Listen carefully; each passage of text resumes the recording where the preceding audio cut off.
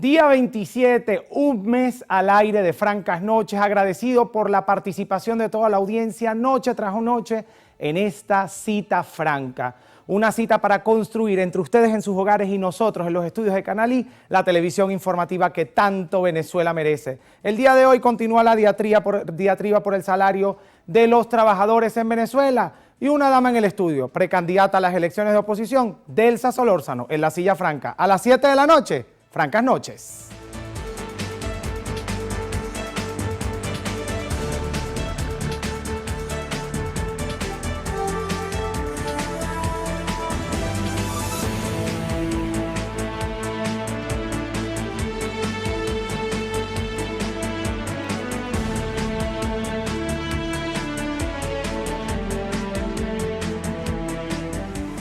Francas Noches Venezuela, qué alegría saludarles una noche más. Sobre todo un día como hoy 27 cumplimos un mes al aire haciendo las preguntas correctas, en el momento indicado, contándoles a ustedes paso a paso la información, atravesando estas cámaras de Canal I para llegar a sus hogares, para contarles en el oído la noticia con un análisis profundo, llegando a donde tenemos que llegar y sobre todo siendo oídos, boca y ojos de los venezolanos al hacer nuestras preguntas en la silla franca. Yo sé que para muchos son preguntas controversiales, pero la realidad de todo esto es que la controversia solo existe en la mente de nosotros. Realmente son preguntas que los venezolanos quieren hacerle a todas las personas que se encuentran en la palestra pública, en lo más alto de la palestra pública y que definitivamente, por no tener acceso a ellos, por no poderse sentar en una entrevista, por no ejercer esta profesión, no pueden hacerlo. Y para eso estamos nosotros aquí, para construir con ustedes la televisión informativa que tanto Venezuela merece. Pero este programa y este mes no son posibles sin un equipo técnico y de producción del más alto nivel. Gracias a ellos, número uno, sale al aire este programa.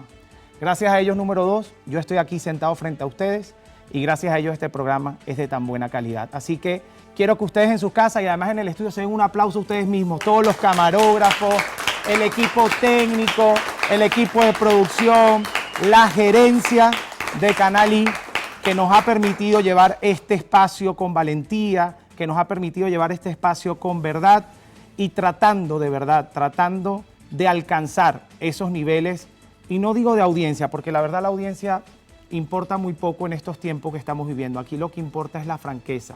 La verdad no puede ser una opción. La verdad tiene que ser la convicción de los venezolanos, y es mi convicción. Construir con ustedes verdad en todas las noches de Venezuela. Desde hace un mes les digo Francas Noches y estoy feliz de seguir diciéndoles Francas Noches. Comenzamos con la información. El pasado domingo, Cuba realizó jornada electoral para su parlamento y el gobierno venezolano emitió un comunicado felicitando a este país caribeño por sus comicios. República Bolivariana de Venezuela. Comunicado. El presidente de la República Bolivariana de Venezuela, Nicolás Maduro Moros, en nombre del pueblo y el gobierno venezolano, extiende felicitaciones al pueblo cubano y al presidente Miguel Díaz-Canel por la exitosa jornada para elegir la Asamblea Nacional del Poder Popular celebrada el día de hoy, 26 de marzo del 2023.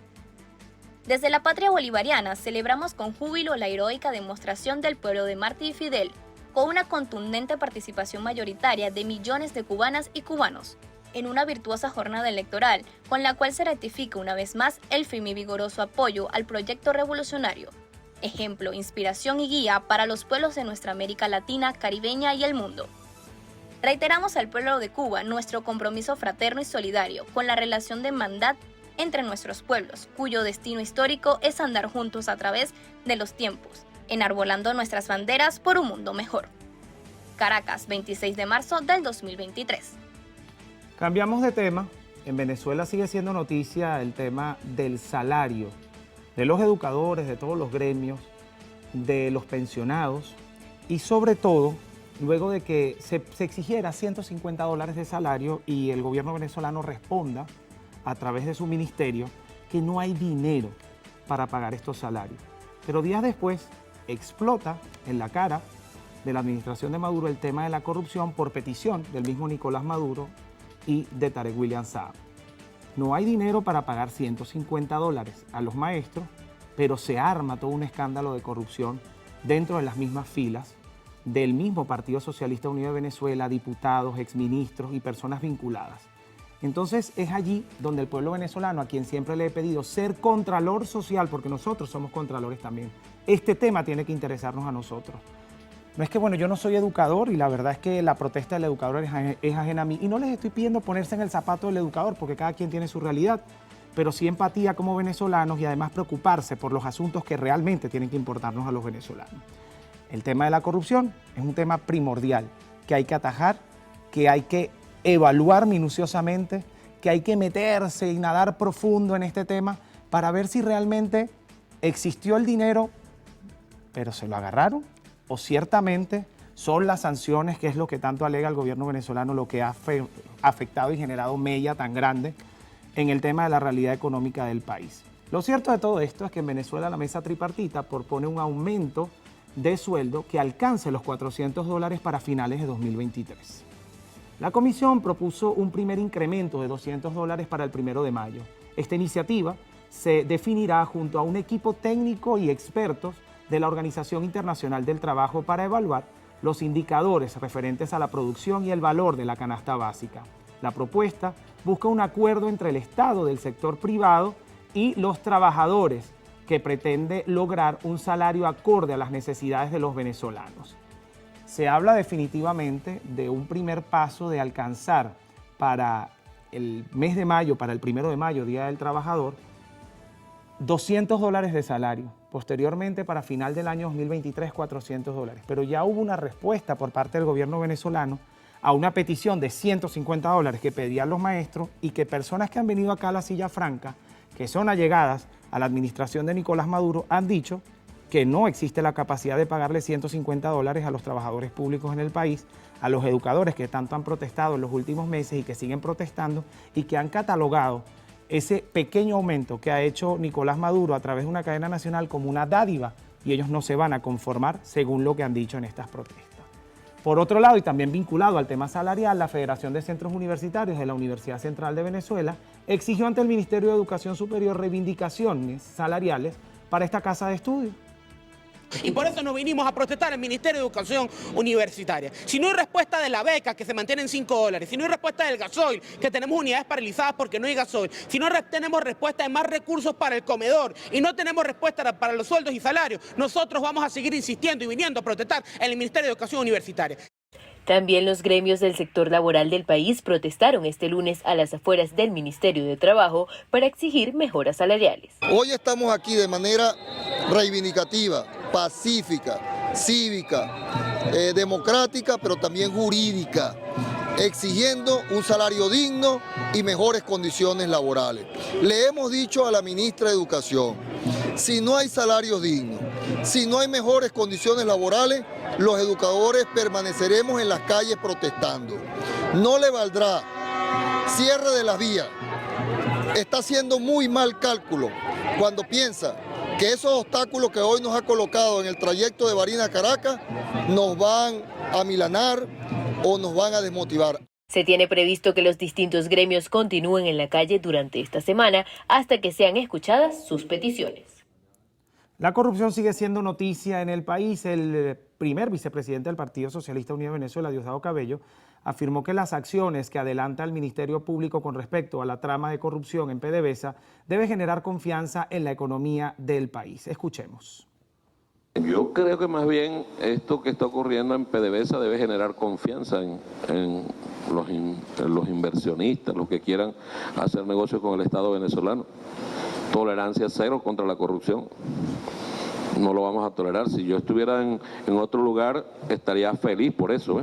Y con respecto a la aeronave, mira, yo creo que todos los días Venezuela acomete acciones para defender nuestro territorio de los ataques de nuestros enemigos y de los ataques de los grupos de narcotraficantes. Eso no ocurría aquí en Venezuela antes. Comenzamos a neutralizar aeronaves del narcotráfico cuando rompimos con la DEA. Cabello insistió que toda persona que esté ligada a actos de corrupción responderá ante la justicia. Informó que en los próximos días el Partido Socialista Unido de Venezuela se desplegará en las comunidades para recoger sus opiniones y recomendaciones para enfrentar actos delictivos que afecten al país. Definitivamente el tema de la corrupción ha marcado la agenda de la administración de Nicolás Maduro en la última semana, sobre todo cuando existe una gran cantidad de personas detenidas y una amplia investigación respecto a actos de corrupción que están ligados a PDVSA, pero que además están vinculados al sector construcción, al sector cripto y que definitivamente es menester revisar en profundidad lo que está ocurriendo en este aspecto.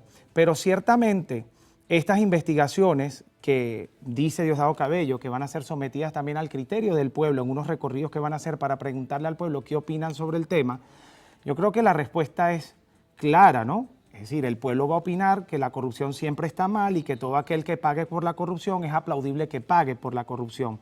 Lo cierto de todo esto es que después de 24 años que se abran investigaciones sobre la corrupción, es necesario entonces que se revisen épocas pasadas, cuando inclusive quienes están revisando actos de corrupción ocupaban cargos, por ejemplo, en gobernaciones, y obviamente no se van a abrir una investigación a ellos mismos. Entonces yo creo que allí es donde hay que meter la lupa también en el tema de corrupción. Tenemos que hacer una pausa. En la próxima parte, en la silla franca, Delsa Solórzano, precandidata a las elecciones de oposición y además presidente de Encuentro Ciudadano. Ya volvemos con más.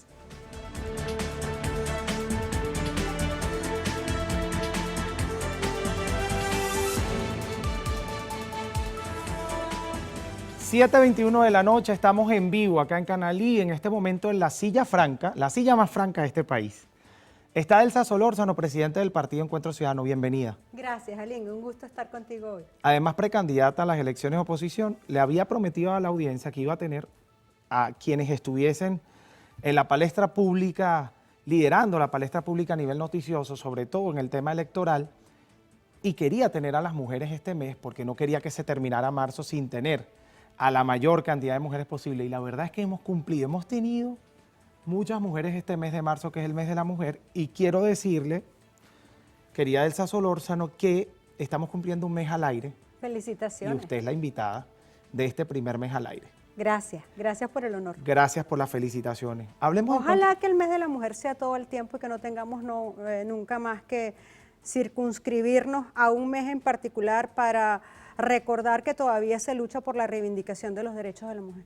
Me gusta mucho eso, además no tener que circunscribirse a un mes en particular, porque además en pro de la igualdad, porque no hay un mes del hombre, entonces si somos iguales es como... Sí, pero tristemente no somos iguales. Eso es o por lo menos no somos iguales ante el respeto de nuestros derechos, pero bueno. Podemos dedicar el programa a eso. Y ya hablamos sobre este tema este mes y la verdad es que se hizo el programa súper corto, así que si entramos en ese tema, conmigo no terminamos hoy. Hablemos de Encuentro Ciudadano, un partido nuevo, un partido que se funda en 4 años y mucha gente habla de que el tema de fundar un partido, de que es complicado, de que es cuesta arriba. ¿Cómo se funda Encuentro Ciudadano en 4 años? Con orden y disciplina. Y además con una precandidata presidencial. Con orden y disciplina. Yo soy así. Yo soy ordenada y disciplinada. Y además soy transparente, etcétera. Y esos principios y esos valores llevaron a fundar Encuentro Ciudadano y nos llevaron a tener el éxito que hemos tenido. Que nosotros podamos decir hoy, en tan solo 4 años, siendo el partido más joven de las fuerzas democráticas, que estamos en cada rincón de Venezuela, que tenemos presencia activa en todos los municipios del país, que en cada pueblo y en cada caserío donde tú vas hay dirigencia de Encuentro Ciudadano y que hoy también tenemos por primera vez una candidatura presidencial, eso es el resultado del trabajo de miles, literalmente miles, hombres y mujeres honestos y transparentes que comparten estos principios y estos valores y que se han organizado conforme a este mantra, por llamarlo de alguna manera, del orden y la disciplina. Hay una pregunta. Con eso es fundamental. Hay una pregunta a la que mucha gente le huye y es el tema del financiamiento. ¿Cómo se financia Encuentro Ciudadano en una época tan complicada a nivel económico, en donde además vivió su fundación con la pandemia también y que eso genera un momento más complicado todavía? ¿Cómo se logra? ¿Cómo se financia? A mí me encanta que me pregunten eso, porque tiene que ver con lo que nosotros profesamos, que es la transparencia, con base en la cual hay que dirigir los destinos de este país. Encuentro Ciudadano es un partido donde la gente trabaja. Nosotros hemos procurado reivindicar el carácter voluntario de la política, Quien venga a la política pretendiendo que es que aquí llegan para meterse plata, para hacerse rico, es mejor que se dedique a otra cosa, porque de allí a la corrupción hay solo un paso. En Encuentro Ciudadano somos hombres y mujeres que trabajamos y que de nuestro trabajo financiamos nuestra actividad política particular. Y eso para nosotros es muy importante. Cuando tú hablas, por ejemplo, qué sé yo, Chacho, el secretario general de Encuentro Ciudadano del municipio de Latillo, él vive en la zona rural de Latillo. Chacho es albañil, por ponerte un ejemplo de una persona del partido, y Chacho trabaja todo el día para poder financiar su actividad política en la que cree. O qué sé yo, Adriana López Delgado, maestra, dirigente gremial en Valles del Tuy. Adriana vive todo el día protestando, manifestando, cuando obviamente educando, enseñando, y a pesar de que no tiene ingresos, de que no tiene recursos, ejerce política de manera voluntaria en Encuentro Ciudadano. Y qué sé yo, tenemos abogados, médicos, ingenieros, albañiles, enfermeras, manicuristas en el partido, gente, peluqueras, como Desiree Pérez, nuestra coordinadora, nuestra secretaria nacional LGTBI, que en cada rincón de Venezuela levantan estas banderas del ejercicio voluntario de la política, pero también de la transparencia en el ejercicio de la política. ¿Cómo se definen ideológicamente? Porque también el debate ideológico en el país se ha eliminado. Ese debate ideológico mermó, la gente tampoco está interesada, pareciera no estar interesada en el debate ideológico, pero yo en este programa siempre he rescatado que, oye, cada quien tiene que ser lo que es y definirse de alguna manera. Yo no creo que el debate ideológico sea estéril. Yo no creo que el debate ideológico sea innecesario, y además las personas que han pasado por la silla franca, cuando les hago esta pregunta, buscan definiciones, la verdad es que no quiero catalogarlas de ninguna manera, ni buenas ni malas, pero a veces tan abstractas, tan rebuscadas, tan extrañas. Yo soy de innovación centrista. La ideología está, no la tenemos que inventar, ¿no? Entonces, a mí me gustaría saber cómo se define Encuentro Ciudadano ideológicamente. Nosotros somos un partido de centro-derecha, claramente creemos en la economía social de mercado como un mecanismo para sacar al país de la crisis, y tenemos clara nuestra orientación ideológica. De hecho, ese fue uno de los principios fundamentales que nos unió en torno a Encuentro Ciudadano. Y para nosotros esto es un tema muy claro. Jalín, cuando nosotros fundamos el partido, que debo decir, en mi caso estuve más de un año preparando todo lo que fue la fundación del partido, agrupando gente, etcétera, escribiendo el primer documento ideológico y doctrinario del partido junto a un grupo de hombres y mujeres extraordinarios, educándonos, formándonos. Esto es como cuando, a ver, tú eres periodista, yo soy abogado, uno va a la escuela primaria, va al liceo, va a la universidad y te vas convirtiendo, te vas formando y te vas convirtiendo en un ser humano integral, en un ser humano que se va como cargando de contenido. Así es para nosotros, así ha sido por lo menos para mí el ejercicio de la política. Nos hemos formado para esto, hemos crecido y hemos aprendido, y el tema de la centroderecha para nosotros es esencial. Y en el marco de lo que es la conformación y la construcción del partido, tenemos talleres de formación constante para esto. Bien, el tema de la centroderecha me llamó la atención. Aquí nadie se había sentado a decir la palabra derecha.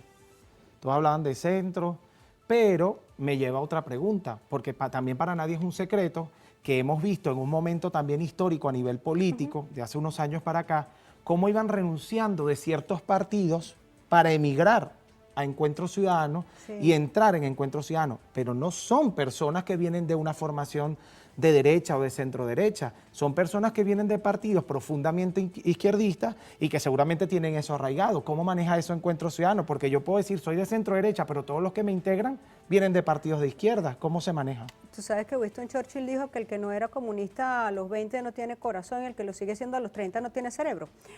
Eso no lo dije yo, ojo, no lo digo yo, pero... Me tocó la tecla, un admirador de Churchill, y seguramente la gente me va a degollar por eso. Pero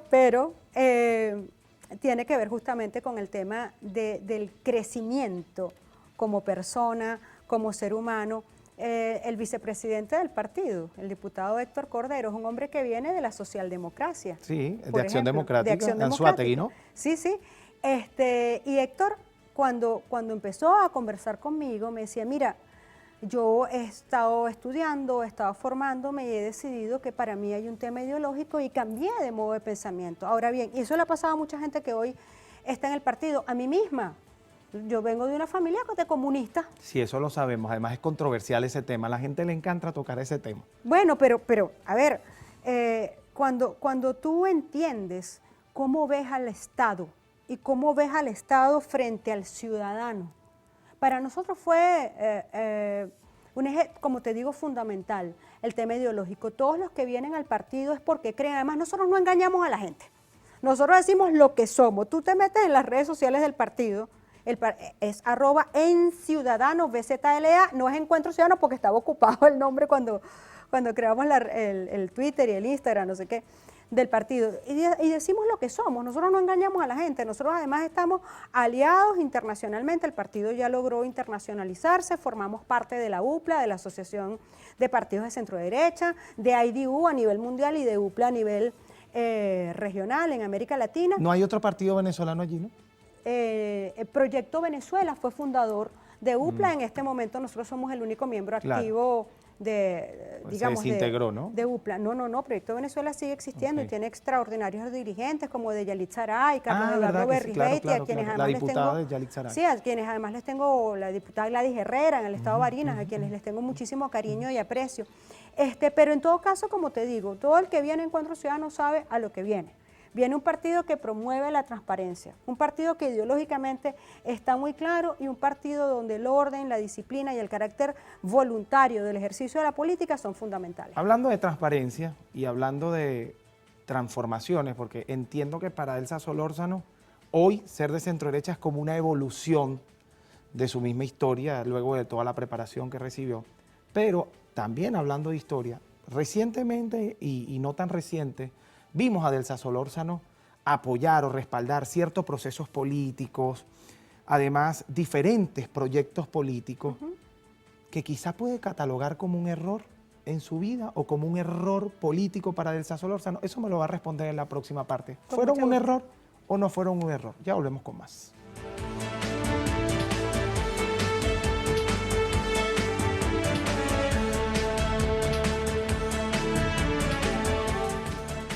@Halim Naim, @Noticias Canalí y por supuesto la etiqueta de nuestro programa, disponibles para ustedes. Hacer llegar sus dudas, sugerencias y comentarios es importante. Etiqueta Francas Noches para preguntar cualquier cosa que quieran preguntar a la presidenta de Encuentro Ciudadano, Delsa Solórzano, que está con nosotros acá en la silla franca. Tuve la oportunidad de compartir con muchísimos miembros de la política nacional. En su momento trabajé, cubrí la fuente parlamentaria y conozco ciertamente el perfil de quienes en aquel momento vi hablando en los podios, de quienes en aquel momento dieron muchas ruedas de prensa, y sé de lo frontal que era Delsa Solórzano y que sigue siendo Delsa Solórzano, porque como periodista, bueno, uno buscaba encontrar el sonido de la gente que nos iba a hablar de frente. Y en la silla franca, la franqueza no es una opción, eso tiene que ser por convicción. Le quiero preguntar, haber apoyado esos procesos y esos proyectos y esos momentos políticos tan álgidos para el país, ¿fue un error? No, y lo volvería a hacer. Porque, a ver, yo siempre he sido muy franca, siempre he sido muy frontal. Y ser frontal implica también actuar conforme a tus convicciones. Yo creo firmemente en la unidad, Halim, y creo que sin unidad no habrá libertad. Y deben haber visto muchas veces un video mío que hizo el equipo de comunicaciones del partido con base en una declaración. Yo dije, sin unidad no hay libertad y no hay aspiración, por legítima que sea, que esté por encima de los intereses de Venezuela. Pero sí hubo errores. Ha tocado, claro que los ha habido. A ver, pero si tú me preguntas si yo considero a título personal un error haber apoyado al resto de los dirigentes de la oposición que les ha correspondido estar a la cabeza de la lucha, te digo, no fue un error. ¿Por qué? Porque, a ver, error hubiera sido ser divisionista y yo no voy a dividir nunca a las fuerzas democráticas. Que creo sí que fue un error de mi parte. Y también lo digo siempre porque, a ver, yo soy una persona de una sola cara. No haber fundado Encuentro Ciudadano antes, ser tan perfeccionista como soy, sentir que no estaba lista, que me faltaba más, que tenía que estudiar más, que tenía que prepararme más, que tenía que aglutinar más gente, eso me impidió en algún momento poner más mis opiniones sobre la mesa, me impidió de alguna manera que nuestras ideas fueran llevadas a debate. Pero yo hoy me siento profundamente satisfecha de haber siempre dado la cara y de estar con quien lo ha necesitado. Es decir, yo predico con el ejemplo. A mí nadie me puede decir, nadie me puede decir que no he respaldado a quien le ha tocado estar a la cabeza. ¿Cómo se recupera la confianza del venezolano? Mira, con un proceso muy complicado, ¿no? Porque definitivamente sí se ha perdido un ápice de confianza Claro importante. que se ha perdido. Y por eso, entre otras cosas, creo en la franqueza, ¿no? Parte de las razones por las Valga cuales... la cuña, ¿no? Para el programa. Claro, valga la cuña, que están cumpliendo un mes además. Así es. Mira, yo creo que parte de las cosas que han llevado a la gente a perder la confianza es tal vez sentir que no siempre nos han dicho la verdad, y me incluyo, porque tú lo decías antes, a mí me ha tocado acompañar procesos, a ver, que a veces uno se entera de las decisiones que tomaba por redes sociales, pero tenías que salir a defenderlo igual, ¿no? Entonces, no ser completamente honestos con la gente, yo creo que ha llevado o ha conllevado de alguna manera a que se pierda de algún modo la confianza. Por eso creo que son tan importantes las primarias que van a ser el 22 de octubre, porque le va a dar oportunidad a cada ciudadano por fin de elegir, de decidir, de además decidir con base en ideas, de decidir con base en propuestas, de decidir con base, ¿por qué no?, en una historia, en cuán coherente o cuán aguerrido o cuán valiente, qué sé yo, cada quien, o cuán preparado, cada quien tomará cuáles son las condiciones o características que considera la más adecuada para la elección de ese liderazgo, y creo que esto es un tema fundamental. Bien, veo hablando a la presidenta de Encuentro Ciudadano con tanta convicción sobre las primarias que me veo obligado a hacer la siguiente pregunta. Es que es evidente que a la gente le puede causar cierta confusión y cierta diatriba, porque aquel 21 de noviembre, en aquella elección, Delsa Solórzano, su partido Encuentro Ciudadano, decidió no participar en esas elecciones. ¿Qué ha cambiado hoy para que hable con tanta convicción del tema de las primarias? ¿Será que ser candidata hace la diferencia? No, Jalín, es que creo que no ha cambiado nada, y justamente por eso soy candidata. Por contradictorio que esto pueda parecer, la verdad verdadera es que hoy nosotros no creemos que estén dadas las condiciones electorales para que haya una verdadera elección transparente en Venezuela. ¿Cuál es la diferencia en este proceso? Que las primarias son un hecho de la sociedad civil, son un acto de la sociedad civil. ¿Y posteriormente? Que a eso voy.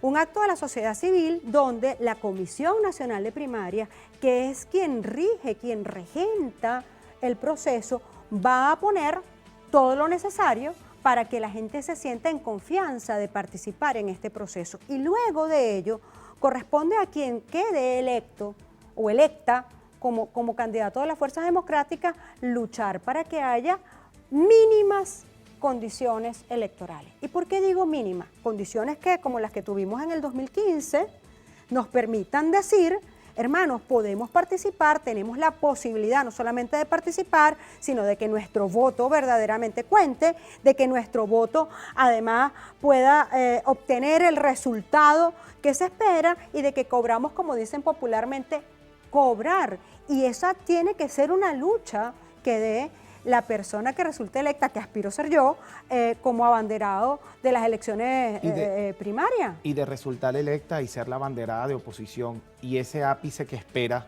que cambie, o esa mínima convicción o construcción de la diferencia dentro del sistema electoral venezolano no se da.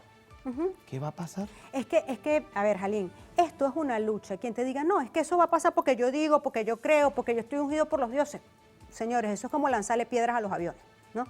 La realidad es que, mira, hasta ahora ha habido un apoyo de la comunidad internacional, ¿sí? Y tú me vas a decir, no es suficiente. No lo ha sido. Y no Vamos lo a hablar ha sido. sobre ese tema, porque usted ha estado muy activa en ese tema. Claro, también. y no lo ha sido porque no ha estado acompañado de otras condiciones. ¿Y cuál es la otra condición que yo creo que es imprescindible y que se tiene que dar conjuntamente a esta? Unidad.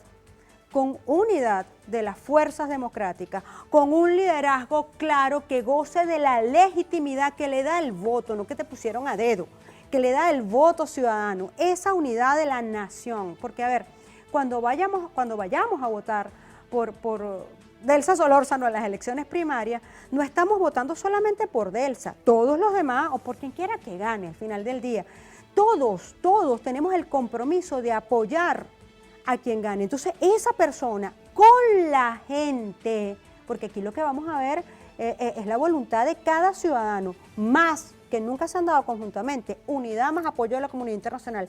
Tenemos que luchar para que se den las condiciones que exige la Unión Europea en el marco de esa elección o de ese proceso, que yo prefiero llamarlo proceso, del 21 de noviembre.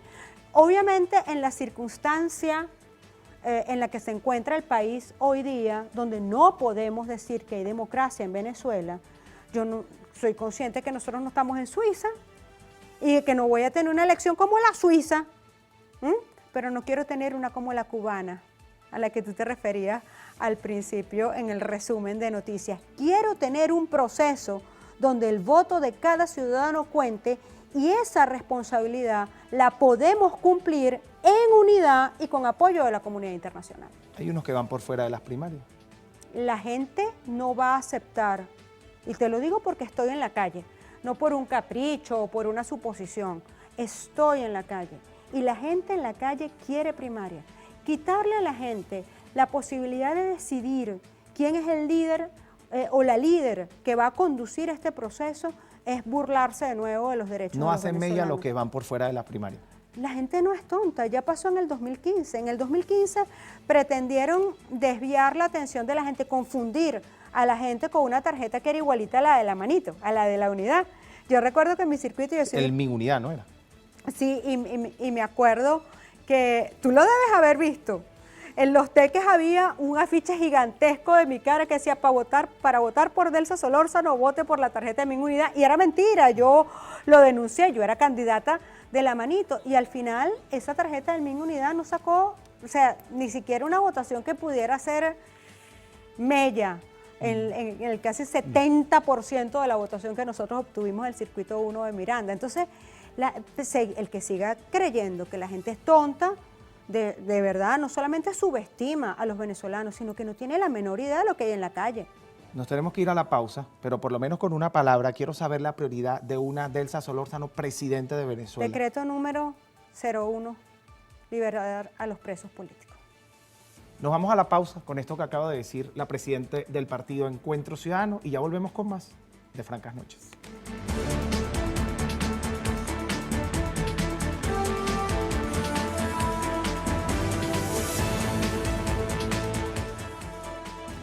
Seguimos hablando con Delsa Solórzano, presidente del partido Encuentro Ciudadano. En el segmento anterior nos dijo decreto número 1, y estoy citando, liberar a los presos políticos, liberar definitivamente, no excarcelar. Liberar a los presos políticos y ponerle fin a la persecución. Hay más de 13 millones de venezolanos que hoy están sometidos a persecución política, a medidas judiciales de persecución política. ¿Cuántos venezolanos se fueron del país, Aline?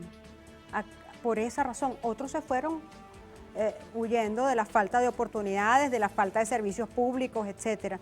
Hay que ponerle fin a la persecución por razones políticas. El tema internacional ha sido parte de la agenda de Delsa Solórzano desde la Comisión Especial de Justicia y Paz. Y sigue siéndolo, porque lo vemos en redes sociales a diario, el contacto constante que se tiene con la CPI, el constante contacto con organismos vinculados al tema de derechos humanos, que ya vamos a hablar sobre el tema de los derechos humanos. Pero yo quiero preguntar, esta presión internacional a la que hacen referencia desde la oposición, ¿realmente ha coadyuvado a mejorar algo en el país o ha contribuido a mejorar algo en el país? Porque después de tanto tiempo hablando de la presión internacional, hoy el venezolano no tiene cosas muy diferentes a las que tenía en el 2019 o a las que tenía previa al 2019, porque, bueno, a lo mejor vemos anaqueles llenos, pero no bolsillos llenos para pagar. Y la presión internacional parecía ser una luz al final del túnel. Entonces quiero preguntarle a Delsa Solórzano, ¿qué se logró? ¿Realmente se logró algo? ¿Realmente se alcanzó algo positivo con la presión internacional? Es que creo que hay que diferenciar lo que tiene que ver con la institucionalidad democrática como tal, ¿sí? Y de la lucha por el respeto a los derechos humanos de lo que es la cotidianidad de los venezolanos. En cuanto a este segundo punto, pues bueno, es que la situación económica del país no va a cambiar hasta que no haya un cambio de sistema.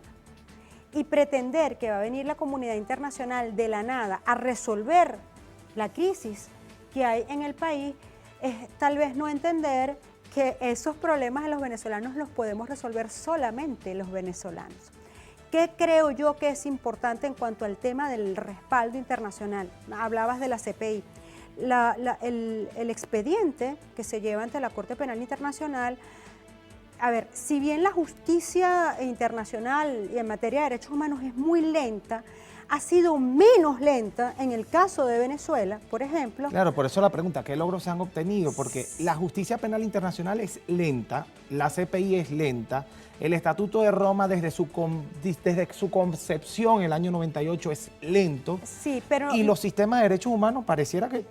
Sí, pero, bueno, que de hecho, por ejemplo, hay relatorías de la ONU, la relatoría de detenciones arbitrarias, que ha declarado a varios prisioneros, por ejemplo, el general Hernández da Costa o varios otros, Luis de la Sota, el capitán Luis de la Sota o Juan Requesens, están declarados como detenciones arbitrarias y deberían haber sido liberados y no ha ocurrido.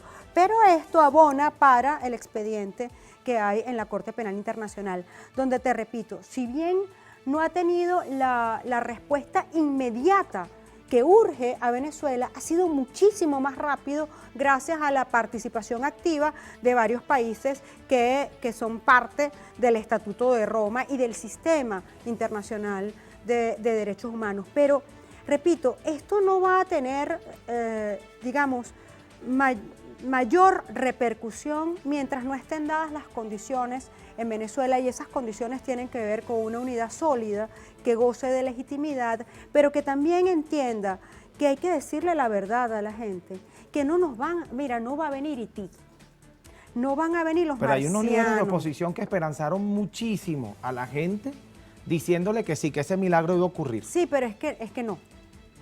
Porque no, porque los problemas de los venezolanos los tenemos que resolver los venezolanos y van a ocurrir cuando haya de nuevo producción nacional, cuando haya seguridad jurídica para la inversión, cuando te pueda decir que verdaderamente te voy a aumentar el salario, pero que ese salario tiene un sustento real en las cajas del Banco Central de Venezuela. Sí, la bandera de Elsa Solórzano, desde que la cubríamos los periodistas, era el tema de los derechos humanos. Entonces resulta interesante que la persona que ha tocado el tema de los derechos humanos constantemente, el tema de la Corte Penal Internacional, el tema de la justicia en Venezuela, que ha elevado tantos casos a la CPI, a otros espacios internacionales, nos diga, ese milagro no es un... Es que son dos cosas distintas. A ver, yo no te puedo hablar hoy de logros reales en materia de derechos humanos porque no ha habido justicia. Esa es la realidad. Tiene que haber justicia en Venezuela. Ojo, también digo siempre que yo creo en la Venezuela de la justicia, no en la Venezuela de la venganza. Y parte de lo que tiene que ocurrir en nuestro país es sustituir a la Venezuela de la venganza por la Venezuela de la justicia. ¿Le parece justicia este movimiento que se está emprendiendo en contra de la corrupción por parte de Nicolás Maduro y Tarek William Saab, encabezándolo, por ejemplo? No. ¿Qué opinión le merece? Termine allí para que me diga qué opinión le merece eso. Ok, te termino esta parte y te respondo eso de inmediato. A ver, entonces si nosotros entendemos que hay que sustituir la Venezuela de la venganza por la Venezuela de la justicia, debemos entender también que no ha habido justicia en Venezuela. Ahora, el milagro de que venga Haití a resolver el problema político no va a ocurrir. Ahora, lo que sí va a ocurrir en Venezuela es que va a haber justicia. Eso no es un milagro, eso es producto del trabajo y del esfuerzo de las ONG, de los abogados. Yo represento a más de 300 víctimas ante la Corte Penal Internacional, soy abogada de más de 300 víctimas ante la Corte Penal Internacional y me siento muy orgullosa de eso. Es producto de la valentía de las familias, es producto de todo un trabajo extraordinario y articulado, y eso sí va a ocurrir aquí. Para quienes somos católicos, todo ocurre con el favor de Dios y la Virgen, pero es producto, Dios dijo ayúdate que yo te ayudaré, es producto del trabajo y del esfuerzo de cada una de las víctimas, de los abogados, de sus representantes, etcétera. Pero repito, rescatar a nuestra nación y sacarla del foso donde hoy se encuentra debe ser también producto del trabajo y del esfuerzo de los venezolanos. Y la otra pregunta era... ¿Qué opinión le merece todo este movimiento lo de la corrupción? Anticorrupción? Para empezar, tienen que investigarse ellos mismos. ¿no? Para empezar por ahí, mira, cuando tú ves que siguen hoy los empleados públicos en la calle manifestando, exigiendo un salario digno y que la respuesta sigue siendo no hay plata para pagarte el salario, ¿no? Uno dice, bueno, y entonces esos supuestos 3.000 millones de dólares, porque hay otro vocero de ellos que dijo que no era eso, que era mucho más dinero. Bueno, entonces esos 3.000 millones de dólares que se perdieron, que parece un pelo de gato para algunos, ¿por qué no se invirtieron realmente, sabiendo que estaban ahí, en las arcas de Venezuela, en pagarle salarios dignos a la gente? Incautaron supuestamente, ¿no? Porque hay mucho oscurantismo y mucha falta real de información. Yo me estoy sustentando en lo que he leído en los medios de comunicación social. 36 millones de dólares. Un apartamento, bueno, pero esto es... Supuestamente, Sí, por por eso digo supuesto. supuestamente, porque no, hasta ahora no hay ninguna información oficial sobre el tema. Si eso es así, si es que eso fuere así, ¿qué va a pasar con esa plata?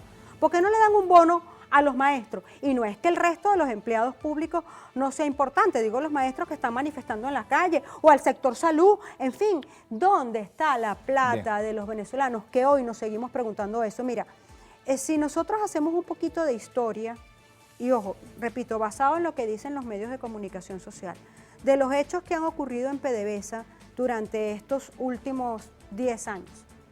En el 2013 hubo hechos de corrupción denunciados, Derwick Corporation, el caso de los sobornos de PDVSA y Pudreval. Eso no se nos puede olvidar. Bien, eso lo hemos dicho acá en el programa, que hay hechos de este mismo periodo, de este mismo sistema, que no han sido investigados y que en aquel momento marcaron un precedente, y que la Fiscalía tenía que actuar de oficio. Eso lo hemos dicho aquí muchísimo en el programa y espero que nos esté viendo quien nos tiene que ver para que eso ocurra. Nos toca hacer una pausa y luego el último bloque del programa. Se nos fue el tiempo, ya volvemos con más.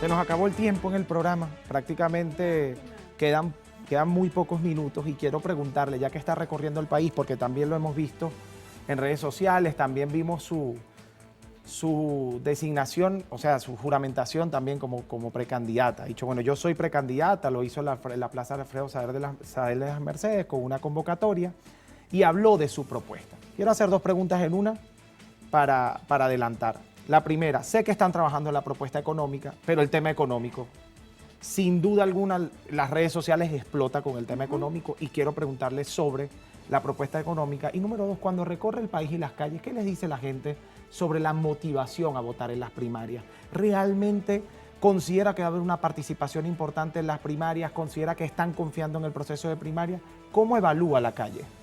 Mira, Jalín, el tema económico evidentemente es fundamental en nuestra Venezuela. Es un tema muy largo, muy complicado, muy complejo. Nosotros vamos a anunciar el programa de gobierno muy pronto, lo estamos trabajando con profesionales extraordinarios. Yo te diría más bien que lo estamos complementando, porque yo tengo más de 4 años trabajando un programa para la transición y eso es fundamental. ¿Y por qué digo transición? Porque evidentemente lo que viene luego de un periodo de conflicto, ¿sí? Cuando tú pasas un periodo de paz, un periodo de democracia, se llama transición. Y eso técnicamente se llama así, y eso hay que entender lo que tiene que ver cómo tú resuelves la anomia, la falta de institucionalidad, etcétera, a lo inmediato. ¿Qué haces tú con el corto, con el mediano, con el largo plazo? ¿Cómo estableces un plan por generaciones y un plan de Estado más que un plan de gobierno? ¿Cómo reconfiguras la administración pública, etcétera, ¿no? Ahora bien, ¿cómo resolver los problemas económicos si ello no está acompañado de la reactivación inmediata del aparato productivo nacional? No hay manera. Nosotros tenemos que lograr que el hogar venezolano pueda volver a oler a Venezuela. ¿Qué viene en la bolsa CLAP? Por ejemplo, cuando viene la escasa bolsa CLAP, ¿qué viene? Algunos granos que no son de aquí. Algo de arroz o de pasta que no son de aquí. Hay que recordar, cuando nosotros llegábamos a la casa de la abuela los domingos, yo olía a caraota del estado Apure, a arroz, del Estado portuguesa, a plátanos que venían del sur del lago, al ganado venezolano. Hay una raza, ¿vale? En Venezuela, la raza Carora, allá en el Estado Lara. Entonces, eso se acabó. Cuando tú ves que se acaba el aparato productivo nacional, inmediatamente debes entender que se acabaron los ingresos reales de Venezuela. Y si a ello le acompañas los hechos de corrupción, como lo que acaba de ocurrir con los hechos denunciados en PDVSA, pues evidentemente Venezuela hoy no tiene ingresos y tenemos que restablecer los ingresos para Venezuela. Y luego, ¿qué me dice la gente en la calle? Por cierto, este fin de semana vamos a estar en el estado Vargas. Atentos a mis redes sociales, donde vamos a estar publicando dónde vamos a estar, etcétera, para que nos acompañen en Katia la Mar el fin de semana. Mira, es muy bonito, porque yo he recorrido el país por lo menos 24 veces en estos 24 años. Yo procuro recorrer Venezuela una vez al año o dos, depende. Obviamente durante la pandemia tuvimos que interrumpir y sentir que hoy la gente me abre las puertas de su casa, no solo como la defensora de derechos humanos o como la activista de derechos humanos, sino por primera vez como candidata. Es muy bonito. Luego me dicen que quieren a una mujer presidente, a esta mujer presidente. Y luego creo que lo que más me dicen es que tienen hambre. Y eso es un tema profundamente doloroso. Pero quiero decirte que Venezuela no ha perdido la esperanza y que la gente en los sectores populares, en los sectores rurales, en el interior del país está convencida de la necesidad de un cambio político. Delsa Solórzano, se nos fue el tiempo. Nos queda un minuto para despedir. De hecho, en la agenda franca de mañana solo les tengo que decir que hay sesión de la Asamblea Nacional, así que estemos pendientes a ver qué ocurre con una sección especial donde estará Delcy Rodríguez haciendo su memoria y cuenta. Así que hay que estar pendientes de lo que ocurre allí. El día de mañana tenemos un programa sobre las relaciones colombo-venezolanas. Y se ha hablado mucho de las actividades que hace la oposición en pro de las buenas relaciones de la oposición con los organismos internacionales, el trabajo que se está haciendo dentro de la CPI, pero pareciera que Nicolás Maduro y además todo el gabinete de Nicolás Maduro está haciendo también un trabajo y está de cierto modo recuperando algunos espacios en organismos internacionales y en las relaciones internacionales. El día de mañana tenemos con nosotros a Francisco González, que es especialista en temas de integración regional. ¿Qué le preguntaría a Delsa Solórzano? No hay manera de competir hoy económicamente con Colombia si nosotros pensamos en lo que fue el Pacto Andino, por ejemplo, porque hoy en Venezuela no hay producción nacional. Parte de las ventajas que tuvo el Pacto Andino y que fue, como tú sabes, un tratado de comercio entre ambas naciones, era que podíamos competir en igualdad de condiciones. Hoy Venezuela no puede competir en integración en materia económica con Colombia.